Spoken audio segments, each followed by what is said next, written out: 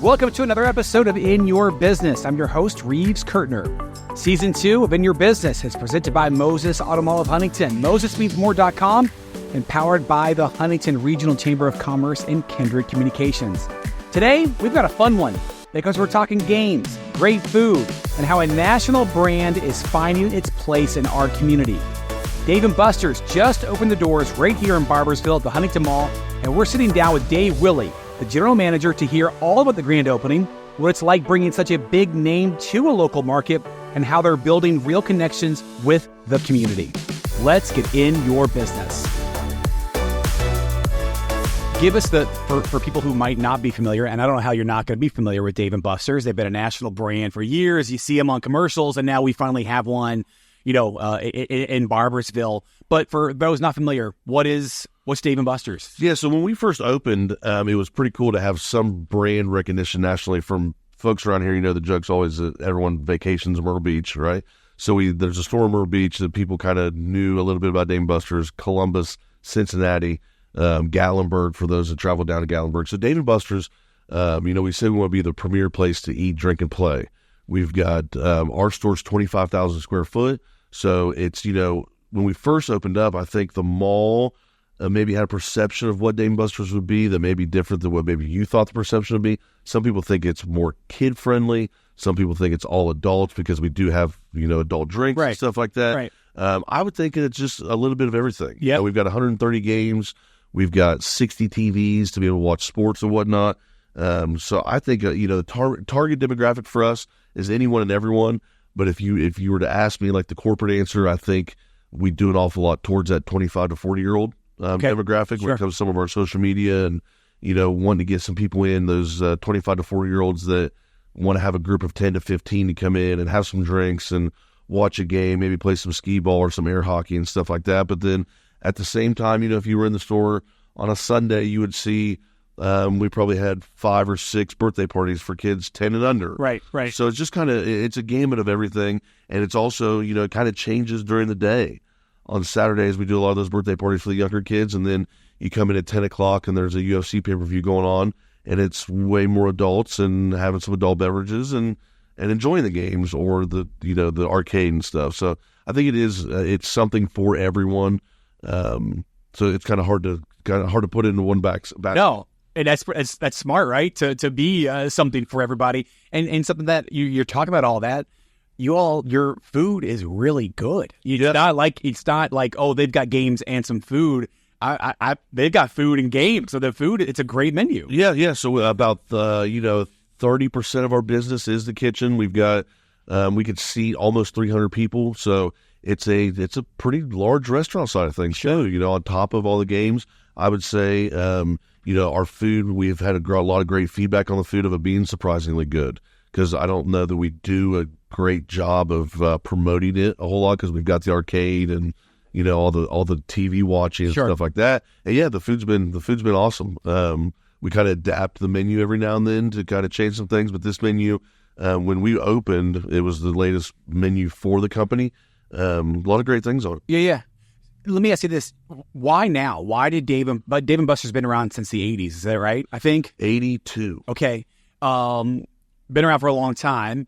Why did Dave & Buster's go, all right, Huntington Mall, Barboursville, we need to be in that market? Yeah. So Chris Tatum, the mayor of Barboursville, had a relationship with there was a real estate guy that was working with Menards at the time, back pre-COVID. Sure. And then before COVID, Dave & Buster's had kind of been looking in the area. We've got 155 stores now nationwide, 2 in Puerto Rico. The first 40 stores were what we call legacy stores. They're like 80,000 square foot, these monster stores, right? That's hard to imagine. 80,000 square feet. And you can only go into so many markets with a store that size. Just based on the numbers, right? So they start doing some smaller stores. Now the stores are 25 to 28,000 square foot. Which is still big. Yeah, still huge. Yeah. Start looking at some smaller markets. And so pre-COVID, they're looking in the Barboursville area. COVID hits, shuts the world down. Dave & Buster's, as you can imagine, with the politics of the season or the COVID and everything, it was really hard on Dave & Buster's. Of course it was. Because even when they opened back up, is an arcade. something that needs to be opened up right away? Probably not. Right. So looking at that and whatnot, the COVID was rough. So the same gentleman who was with Menards pre-COVID and had a relationship with Chris Tatum ends up at Dave & Buster's on the real estate side. So they get through COVID. Chris kind of links up with that gentleman again to get the conversation going. The Huntington Mall up there has been a great partner with us. A lot of times, we talked about this during the opening. A lot of times, Dave & Buster's goes into an area and they are the economic driver. You come in and maybe the training team's like, man, I can't believe we're putting a store here, or maybe it's not the most ideal location. And then you come back 2 years later, and now all of a sudden that mall's booming. They build around you. Right. Now it's a healthy mall. Yes. In this situation, it is a super healthy mall. Yeah. We hope to add to that. Right. But the numbers that mall does, and it's a regional mall. So, we draw up to 3 hours away from people coming in. Yep. So it was just a perfect timing, perfect fit. We've been very, very well supported. The community kind of opened their arms around us when we got opened up. The ribbon cutting was great. That first week was phenomenal as far as sales, and we've continued to stay busy and try and do the right thing by the guests and try to figure out, how many employees we need and all that comes into opening something that big. But it's been great. Well, let's talk about that. Let's talk about the grand opening. What all went into a grand opening like that? How long was the preparations? How many people did you have to hire? Yeah. What was the training like? There's a lot going into open up a 25,000 square foot store. Absolutely. So it has 500 games and TV, everything that you just said. So we started right after 4th of July weekend. We started hiring people out of the Hampton Inn in Barbersville. We were there for 4 weeks, open 7 days a week for interviews. We interviewed 1,200 people to fill 170 jobs. This is what we started with. We actually was able to hire the most people in the shortest amount of time of any Dave & Buster's since COVID. Why's that? I don't know. A lot of different things. One thing we learned right from the get-go is that people were super excited for Dave & Buster's to come in. Right. We hired 100 people in the first 3 days, and most of them were all employed. They were wanting to give a notice to their current employer. We were still like 6 weeks out, 5 weeks out from opening. I don't know if it's a testament. Also, we didn't really have a lot of Marshall kids, because when we started interviewing, a lot of the kids that moved in from out of town weren't even in yet. That's right, yeah. We opened the store the day that classes went back to Marshall, so we've got some Marshall students now, but it really wasn't even that. It was just, just a healthy excitement for Dave & Buster's. We interviewed, to think to interview 1,100, it's a lot of people. Right, obviously. A lot of people go through. We had a great system for it. So we did 4 weeks of hiring, was able to get 170 people.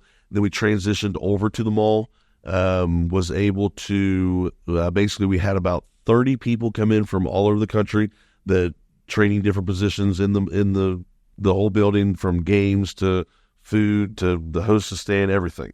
So we did 5 or 6 days of training. It took about a week and a half to get training kind of settled.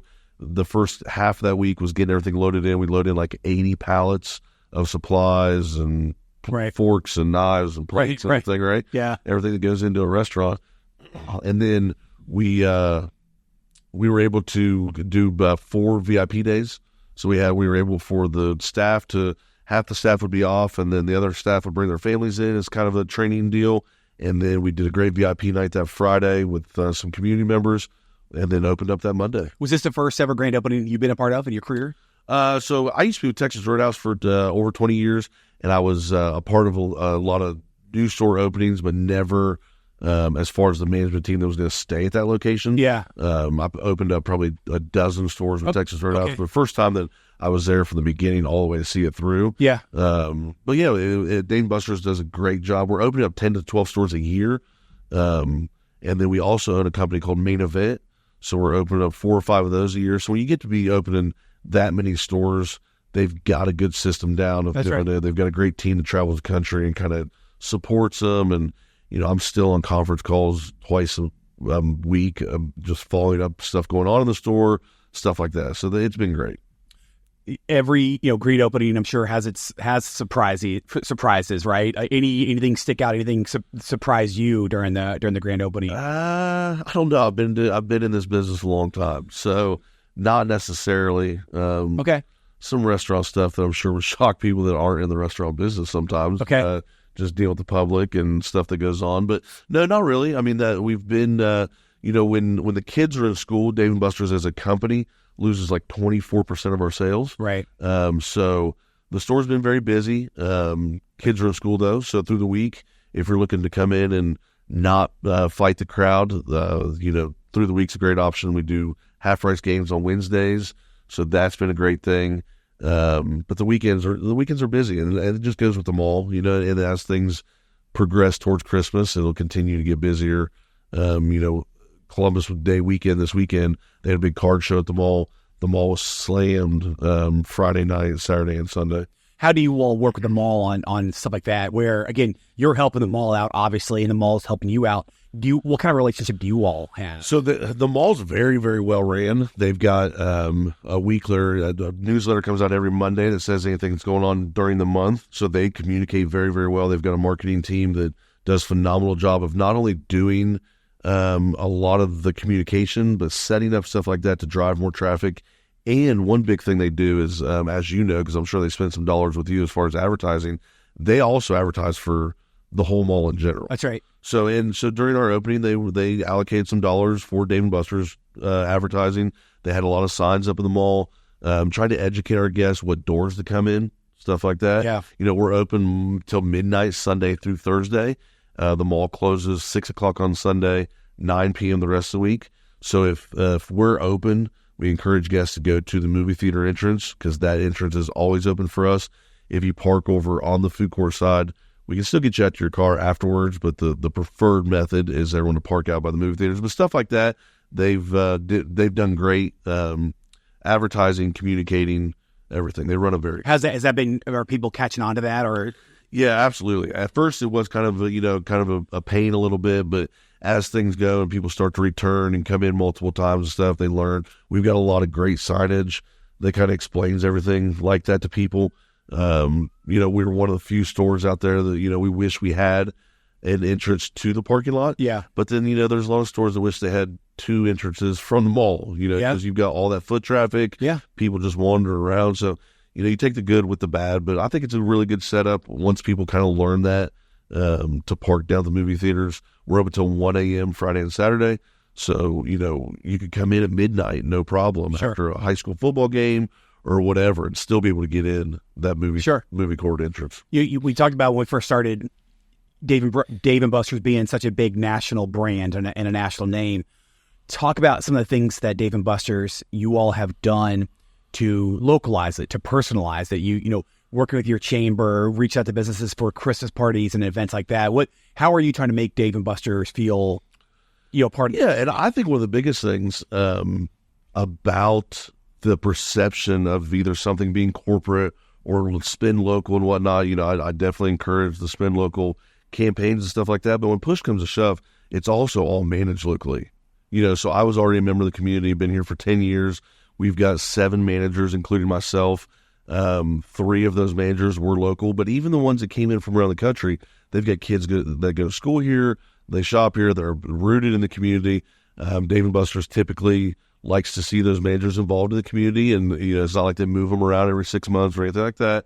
So just having that feel helps a lot. My supervisor's out of Cincinnati. He's in the store quite a bit. You've done lunch with him. Mm-hmm. So just having that kind of personal feel to not feel like we're, the perceived stuffiness or anything like that. Working with businesses, it's a great place, like you said, do Christmas parties and stuff like that. But people are already scheduling them, right? Yeah, absolutely. And we were one of the few stores, so we were able to open up with a sales manager on site. A lot of the Dave & Buster's, if you call to book a party, you end up with someone that could be anywhere in the country, and they're still doing a great job for you, but they're not local. We were able to hire Tammy Carter from the what is it now? The big city was big city. Marshall Health Arena. Marshall Health Arena. So she was there for a long time, and we were able to kind of nab her from them, and she does a great job keeping those relationships she already has and reaching out to businesses. And she can book anything from a birthday party all the way to a complete buyout where a company would want to come in and just have the whole place to themselves. Yeah. What about any charities and events like that you all work with? So they leave it completely up to me as far as getting involved in anything locally. Make-A-Wish is our national campaign that we do. We've got a game inside the building that the proceeds from it go to the Make-A-Wish Foundation. We also there's 2 or 3 menu items that I think $1 from every sale that we do on those goes to Make-A-Wish nationally. They've given a lot of money to Make-A-Wish, which is phenomenal, great organization. But as far as locally, anything that I'm wanting to get involved in, we can get involved in. Yeah. We donate to different raffles and stuff like that, and try to be rooted in the community. And we've been able to do some things with Barbersville, with the schools up there, and some fundraising efforts, and just trying to get to know everyone we can as quick as we can.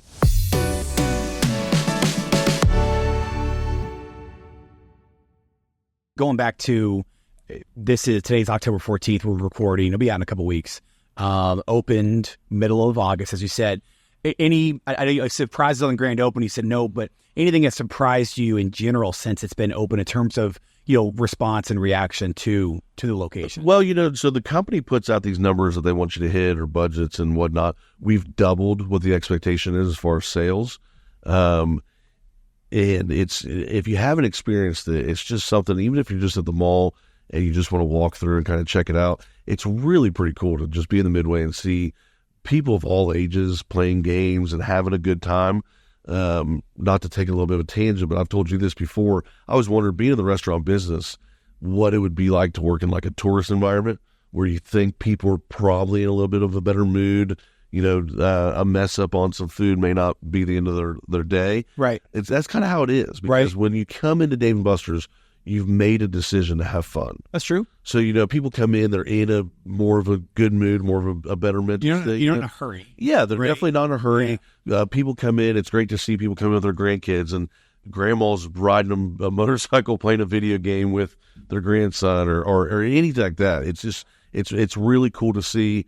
I think that was kind of the biggest thing for me with my prior life. Yeah. With Texas Roadhouse, a lot of your management, we almost have the same amount of employees. So a lot of your management was dealing with messed up food, or the food taking longer than it should, or stuff like that.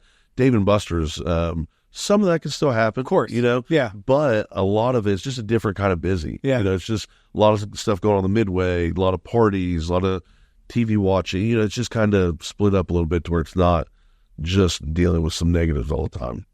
I got one. Let me go back to, you said that you doubled the projections. What is that number based off of? I don't want to know the numbers, but specifically, how does Dave & Buster's go? Okay, we expect you all to do X, and then you double it. Where does that come from? Just based on their projections on other stores that they've opened up this year. Yeah. The challenge with kind of putting a number on that Barbersville location would probably be, this is the smallest location that we're in right now. They're looking at some markets that are just that same size. But yeah, just trying to look at what they've done, sales trends, economic trends, sure, stuff like that. I don't know that it's an exact science, obviously. No. But it's, we've definitely exceeded expectations. Yeah. I wonder too, you mentioned that, people driving, 3 hours. I would not think it would be a big deal at all for people to come from Portsmouth, Charleston, whatever, Pikeville, Kentucky, etc., coming to this Dave & Buster's, right? Because you can make it not a weekend, but you can make it a good day out of it. And I bet that was something they probably didn't expect as much as what you're seeing there. Yeah, and I've always said this about the region. I've lived here now 10 years. They always say in my business, the worst part of the country for that is Cincinnati. If your restaurant is not within 3 miles of someone's house in Cincinnati, they'll find somewhere else to go. Yep. I always tell people, especially friends back home and stuff, down here, there's a lot of people that driving 40 minutes to Walmart is not that big of a deal. That's right. Right? That's right. And my friends back home in Columbus and Cincinnati would be shocked by that. Yep. So a lot of things around here are very regional. Pikeville, you mentioned Pikeville. I've got a good friend that is still with Texas Roadhouse down there, and the day that we opened, he had called me and said that he had people in his restaurant in Pikeville talking about the Dave & Buster's opening in Barbersville, West Virginia, which is pretty wild. That's right. Yeah. Just being regional, making sure people have a good experience when they come in, so they're willing to come back. And then also, there's 150 tenants in the mall right now, so someone could be coming up for something completely different and just slide in and end up coming up, or they come up on Saturday for Dave & Buster's and then end up buying some sunglasses from the local guy, or That's right. Getting some Christmas shopping done, whatever it may be. Yeah. So it's been a good mix. Yeah. Going to a movie, right? Going to the 4:00 movie, and then we go to Dave & Buster's at 6:30. Yeah, and a lot of locations around the country have movie theaters pretty close to them. Yeah. So, and there's a lot of, like when Deadpool came out, Deadpool's a big, we had a Deadpool game. Yep. So that drove a lot of traffic. So, some of that goes hand in hand with that. Yeah. And again, going back to that mall relationship, they have to love you because they're, I don't know. I know that that mall is healthy, but there's still people that don't do malls. There are people that are going to walk in that mall to go to Dave & Buster's. There's no doubt about it. And they're going to walk by that movie theater. Yep. Like, because movies have been kind of struggling since COVID. Mm-hmm. And, oh, wow, you know what? We should go see the Beetlejuice movie or the new Deadpool movie, Yeah. it is. I think it's all good together. Yeah, so if you haven't been up, we've got two entrances. One comes through the movie theater entrance on the backside of the mall around Dick's, over there back by Kohl's. The other entrance you can get through the food court. So when you come in the food court area, if we were on, there's been Saturdays where I'll be on a 45-minute to an hour wait. It's obviously has to be helping the food court. Yeah, that's right. Because everyone coming through, they grab Chick-fil-A, they grab some Big Loafer or whatnot, eat with the kids real quick, and then go and play some games. That's right. Because they just don't have the time to wait. Yeah, sure. Or they're, maybe our food isn't their cup of tea, whatever it may be. So yeah, so there's definitely people that are coming in, and I would hope to think it's driving some other businesses successfully in the mall. Obviously, I mean, you mentioned a couple of things. How is Dave working for Dave & Buster's? How's it different than other places that you've been at? How's it different than a Texas Roadhouse? It's there's a lot of things. I tell people there's a lot of things that Dave & Buster's does very well. There's some things that Texas Roadhouse did a little bit better. The opening for Dave & Buster's, the organization from getting everything in and whatnot was really, really phenomenal. But both companies have a great culture. Both companies want to take care of their people. Both companies give us the autonomy to take care of our people and kind of make some local decisions and stuff. But no, I don't have a bad thing about one of them. No, when we first talked, one thing that something I didn't think of, you got 150 games in there. Yeah, you have people that's all they do is games. You didn't have that at Texas Roadhouse. Right. Or, you have a gaming IT department. Yeah, our biggest asset is all of our games. We own all of our games. So I've got an amusements manager, Kelly, who came up from Florida. Kelly lived in Florida, I think 3 or 4 years before she came up here. Does not own a car, has a motorcycle. Okay. So she's looking for the little car to get through winter for when the snow starts flying. That's right, yeah. But so she's got a team of like 6 to 8 people that there's always game techs on the floor. So Saturday, you walk around, they're usually wearing the jerseys. They're cleaning games. They're doing preventive maintenance on games. They're helping guests with any issues. So you swipe your card and it took too many credits off of it, or your kid swiped it too many times, or whatever it may be. Right. They're able to help. Dave & Buster's does a great job of tracking uptime, is what we call it, is how much the games are actually up. Okay. So we take a lot of pride in our games always looking good, always being functional, always being, gameplay being fair and stuff like that. I've learned a ton about games. I'm probably the only manager on my team that wasn't a gamer coming into it. I can't tell you last time I played Xbox or something like that, sure. But they've kind of got me into some of that stuff. But just the games in general, you walk in and they take a ton of pride in the Midway.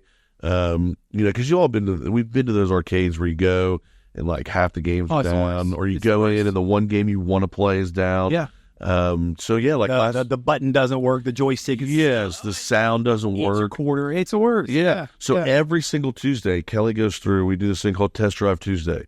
She plays every single game from every single seat. Takes her 9-10 hours. I believe it. Just to do that. Yeah. So she goes through and makes sure, just like you said, all the lights are working properly, buttons are working properly, gameplay's good, whatever.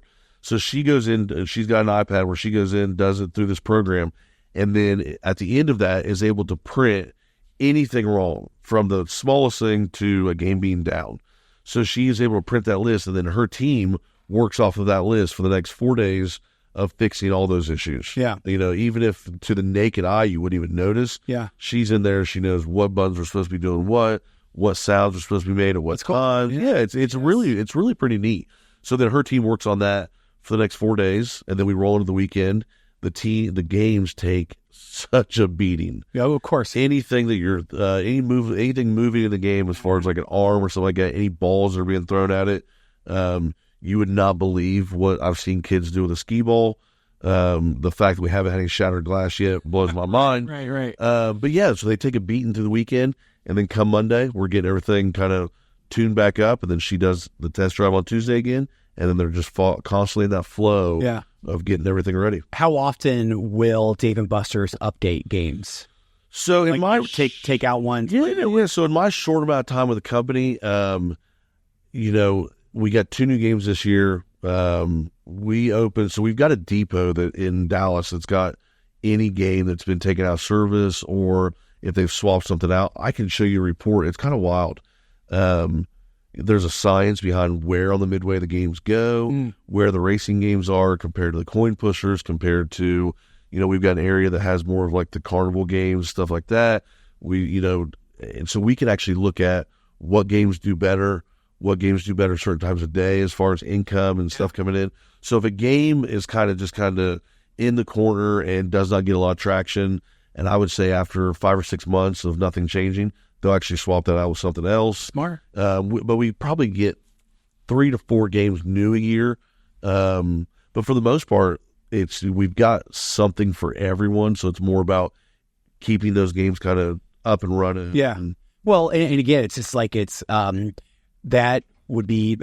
I would have thought of too. That it's a logical reason to switch out of games, not no. We can see that people are not playing this game anymore. And again, you're going to have games that people are going to get burned out on, and they'll go downhill. The numbers will. Okay, let's switch it out. Like people are telling us they don't want to play this anymore. Yeah, and I'm actually a show like a report of what games are more profitable, what games bring in the most revenue, what games are. It's pretty wild. That's cool. And also, it's now that we're starting to develop some regulars, it's pretty cool to see the same people in on like Wednesdays, and they're coming in because it's half price games, and they're trying to collect points to buy whatever in the winner circle. Mm-hmm. But yeah, it's pretty wild. Yeah, it's something that I definitely have not been used to being in the restaurant business for so long.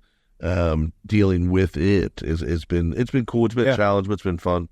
So still kind of in the honeymoon phase, right? It's about 2 months now since the grand opening. After maybe the Christmas season, because you're gonna have a lot of people come in November, December that have never been there before. Yeah, they're going to the mall for Christmas. But what will Dave and Buster's do to kind of keep that excitement up to get people? Because you're still having a lot of new people still trying you out. Yes, you have regulars. But what will Dave and Buster's kind of do to keep them coming back? Yeah, so we obviously, I don't think did this on purpose, but the opening for us was perfect because when we opened up, the kids were already back in school. So that leaves a lot of stress off us during the day, get the building cleaned up, get some training done, figure out how many employees we need, figure out what employees are going to be a great fit for us. Those employees are going to figure out whether they want to be with us and whatnot. So we've settled down now to a great team. We figured, the mall shopping season actually starts right after Halloween. So once trick-or-treat's done on the 31st, the mall does a big trick-or-treat Tuesday the 29th. It's going to be a big deal from 6 to 8. We're actually doing something to add to it. We're going to have people come through the midway. We've got actors coming in from Fear on the Farm. And so there'll be like some goblins and ghosts and stuff in the midway. So after that ends up, like you said, November, December, going to be a lot of new people coming in the area, going to be a lot of shopping in the mall. After the busiest week of the year for I think all restaurants in the country, especially Dave & Buster's, is between Thanksgiving and Christmas. Okay. So gift cards are out there floating around. People are out of work, are off work, out of school. And then the busiest season for Dave & Buster's is that January through March. Okay. There's not as many outdoor events to go to. There's not kids playing Little League baseball and football's done and stuff like that. So it's already a busy time for us to stay relevant or to keep the kind of word out. We do a lot of stuff with social media. Nationally, they do a lot of stuff with Facebook, Instagram, stuff like that. I'm able to spend local dollars on advertising. We saw people come in every day that say that they didn't know we were there. Of course. So just trying to, and also, staying relevant with the local events. We'd love to be involved with the Fall Fest next year in Barbersville and, we've done a couple street team events. Next year, we'd love to be involved in, Huntington's Chili Fest and stuff like that maybe we didn't get involved this year because we didn't know about it in time enough. Sure. Or, just with the timing of the opening. In our world, they always say you can't go outside the 4 walls to market your business until things are taken care of inside the four walls. So that's kind of intentional that we're not, being able to get to some of that stuff right now. Yeah. Because we're still finding our footing inside. And now that we've got that, we can, start to branch out a little bit and do some stuff. Yeah, sure. Are you all seeing, are people coming in from Marshall games, WVU games, Ohio State games? So Saturdays are kind of funny. I've learned a lot about WVU fans. WVU fans are loyal, very loyal. Yeah. Doesn't matter how the game's going, they're there. On Saturdays, they have been our number one driver as far as people coming in to watch sports. That first week, I probably had 150 people in there at 11 a.m. for a 12:30 game. Got it. The Ohio State Marshall games, we had a good crowd Saturday night for the Ohio State game, Marshall game. Sundays for football, still trying to build on that. Still trying to build football Mondays and Thursdays. Still trying to build the UFC deal once a month for pay-per-views. We've seen a lot of randomly Miami Dolphins fans on Sundays, which you wouldn't think there'd be a ton of Dolphins fans in the area. But, we still have, obviously, the Bengals, Browns, Steelers are a big part of the community. Marshall being that away game this past weekend, and it was easy to get to on TV. Yeah. So that was good. But yeah, it's been a good crowd, but we can always build on some of that. The Monday night NFL games and the Thursday night NFL games are kind of tough because it kind of depends on who's playing. Yeah. If you've got Houston playing Jacksonville, you don't have a ton of people coming into Dave & Buster's Thursday night to see that. No. And 5 years ago, if something was on the NFL Network or Amazon and stuff like that, more people got out to watch that stuff because they didn't want to pay those servicing. That's right. The streaming devices. Now, even with UFC, it's so easily available on your phone.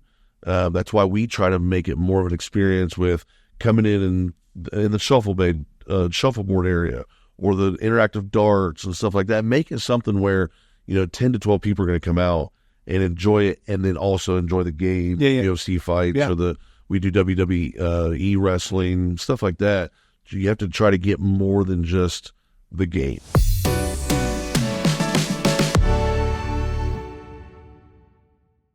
Talk about the social bays and the arcade.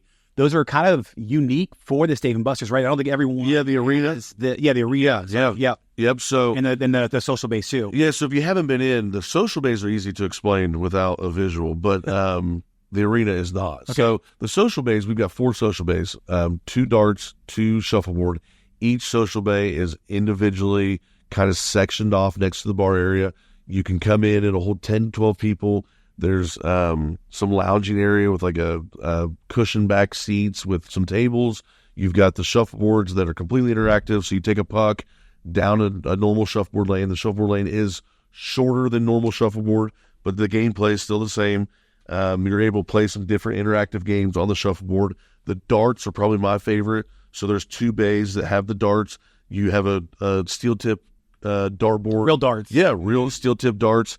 But and you can play different games on there. If you just want to play some normal 301, 501, whatever you like to play, you can.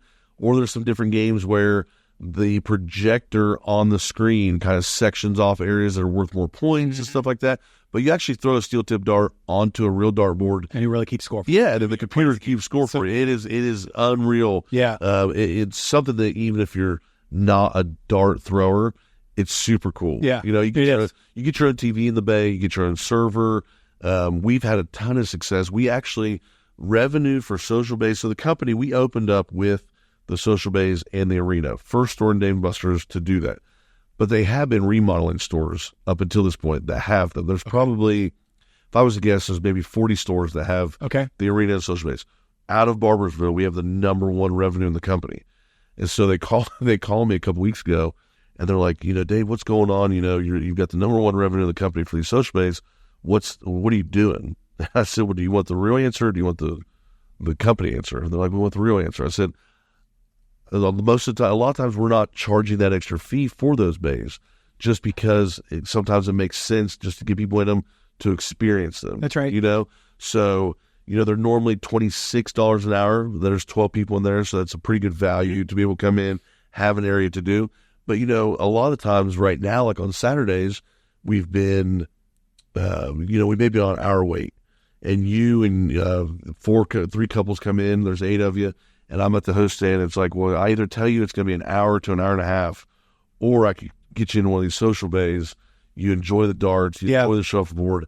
Maybe I waive that fee the first time you come in, but then you fall in love with it, or you have a great experience, and then maybe you're more likely to come back in and try it again. Yeah. You know? And as far as you made a couple $100 on food and drinks. Yeah. Because if not, what do you guys do? You leave there, and maybe you go to the arcade, and then you have dinner somewhere else, or maybe you're in the arcade waiting on your table, and then it's just not as good of an experience. But then we've also got the arena. The arena. What is that? The arena is kind of hard to explain, but the arena is this probably 15 by 15 room. It's got LED floors and LED. Two of the four walls are LED walls. So you're able to play like 12 interactive games where you're on your feet, you're moving around, you're either trying to find, your logo comes up, you got to go hit it with your hand or your foot, or, a lot of the kids know Mr. Beast. There's a lot of the games that he's done on some of his videos that are in the arena. So kind of like the floor is lava. Yeah, one up where like these balls are coming towards you and you have to jump, and it simulates you jumping over them or dodging them or whatever. It's really, really cool. It's $9 for 15 minute $9 for 15 minutes in it.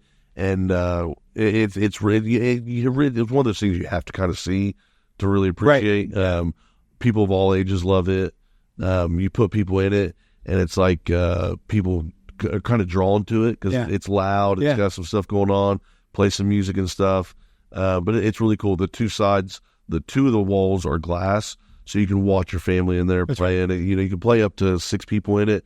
Most of the time, it's 2 people in there. They've got one game where the floor puts out like a series of squares in certain order, and then you study it. It goes away, and then you've got to retrace it. Kind of retrace your steps. It's pretty cool. So it kind of goes back to what you said earlier about something for everyone. Mm-hmm. That there, we've seen a lot more of the younger crowd in it. Compared to some of the adults getting in it, but we've had plenty of adults in it too. Of course. So it's been neat. It's been fun. What's your favorite dish, and what's your favorite game at Dave & Buster's? Favorite game would be Connect 4. So it's a full size Connect 4 board. Each player's got a full size basketball, and then you shoot it in to do the Connect 4. That's my favorite game. My favorite dish right now would probably be our salmon bowl. Our menu, a lot of people think our menu, we do sell a lot of burgers and a lot of wings, but we've got a ribeye on the menu. We've got a salmon bowl. We've got fish and chips. We've got, just a wider array of things than what people probably think. And that's our episode. Thanks for listening. If you enjoyed this podcast, please like, subscribe, share, and even leave us a 5-star review. We certainly appreciate that. Season 2 of In Your Business is presented by Moses Automall of Huntington, MosesMeansMore.com, powered by the Huntington Regional Chamber of Commerce and Kindred Communications.